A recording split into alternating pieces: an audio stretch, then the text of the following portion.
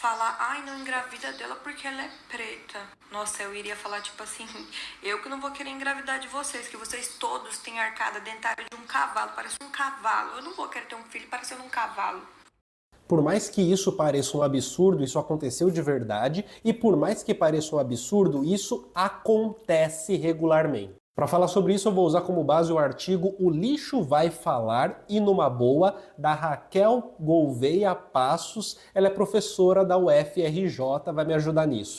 Olá, tudo bom? Eu sou Vinícius Siqueira do Colunas Tortas, sou mestre e doutorando em Educação e Saúde pela Unifesp. Aqui eu falo de análise do discurso e teoria social. Raquel vai dizer que no passado escravagista brasileiro é negado à mulher negra sua própria condição de mulher existencial. Se ao mesmo tempo a condição e atribuição da esfera feminina envolvia a maternidade, às mulheres negras isso foi negado. Apesar da maternidade ser construída em cima do imaginário de o que é o feminino, às mulheres negras isso foi negado na medida em que mulheres negras eram coisificadas e tinham a sua maternidade relacionada às mercadorias que poderiam produzir para uma venda do patrão, do senhor, enfim, do senhor de escravos. Resta à mulher negra ser mãe preta, ou seja, ser a ama de leite da criança branca. E na medida em que lhe resta isso, o que se entende como sendo uma relação de mãe-filho, mãe-filha, é uma relação de pessoas brancas. É importante compreender isso, vai dizer a autora, porque ao se negar a maternidade às mulheres negras, o que se nega também naquele período histórico era o próprio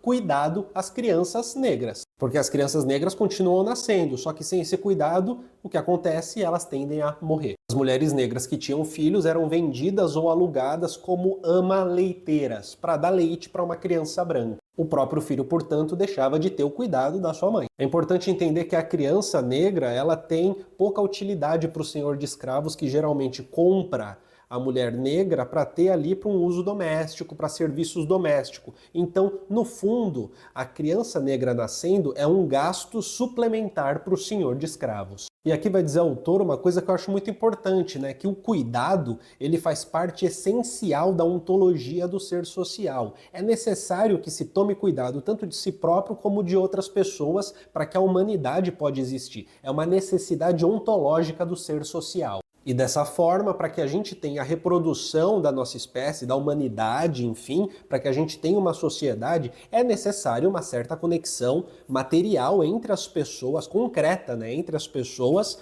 para que elas consigam ter certas formas de cuidado entre si. Isso é uma coisa que, assim, gente, existe, independentemente da forma como aconteça. Aqueles que não conseguem suprir sua necessidade de cuidado ontológica de maneira independente acaba sendo dependente de outras pessoas. E essas outras pessoas, esse cuidado de outras pessoas que a pessoa que é dependente vai ter, costuma ser distribuído a depender de gênero, raça e classe na sociedade, em qualquer sociedade que se tenha isso. No caso das mulheres negras, como elas estavam coisificadas do período escravagista, o que se tem é a existência do corpo da mulher negra numa zona de não ser social. Na medida em que ela não pode ser nem mulher e muito menos mãe, sendo sua função unicamente cuidar da criança branca. A autora cita que o nome disso é o cuidado colonial, que é uma herança escravagista que permanece nos dias de hoje estruturalmente para as populações negras, para as mulheres das populações negras.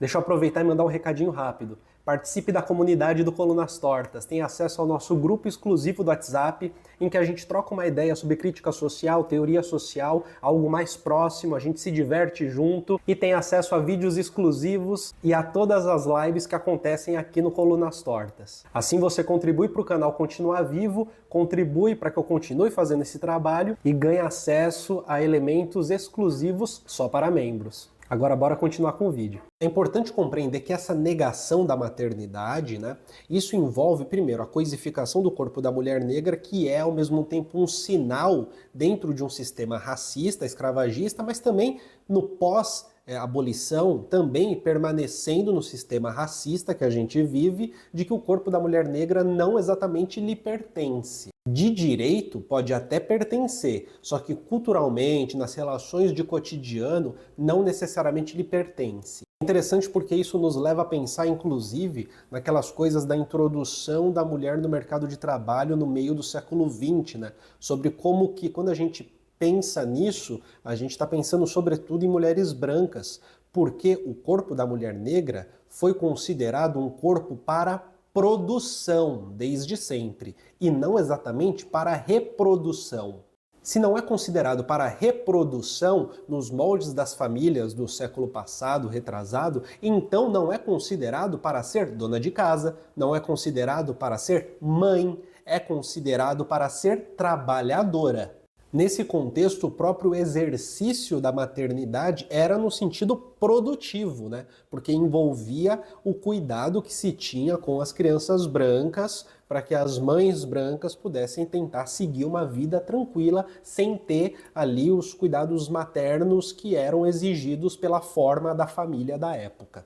E você entende que passo a passo que a gente está descrevendo aqui, a partir do fio condutor do status ético e ontológico da mulher negra, o que a gente está entendendo é que no período escravagista brasileiro e talvez até no pós-abolição, o que era negado às populações negras era ter família. E perceba que em nenhum momento a gente está falando de um mito do amor materno, sabe? Ou então validando a estrutura da família. O que a gente está tentando fazer aqui, o que eu estou tentando fazer nesse vídeo, é só situar esse lugar da mulher negra numa instituição familiar e num processo de construção de família e de maternidade que era meio que legitimado à sua época e que até hoje é. E isso também nos ajuda a compreender como que nos comerciais de margarina você tem sempre uma família branca, papai, mamãe, o filhinho, a filhinha trocando ideia no café da manhã, todo mundo sorrindo. Quando você tem filmes desses da Globo Filmes, né, esses filmes que são feitos para ser essas comédias pastelão, geralmente se passa entre famílias brancas, geralmente de uma classe média alta ou classe alta. Como que de fato a ideia da família e a maneira como os membros da família podem circular em sociedade está muito relacionado a, primeiro, ser branco, segundo, ser senhor,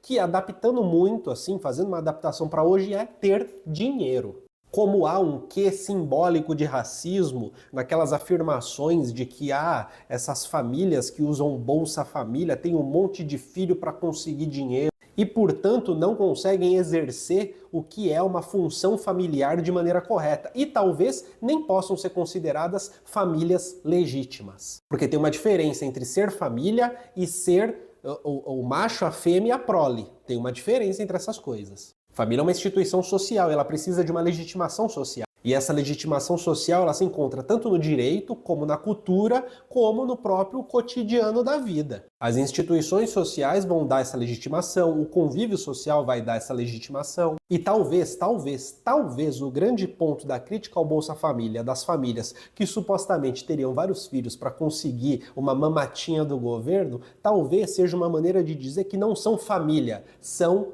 prole.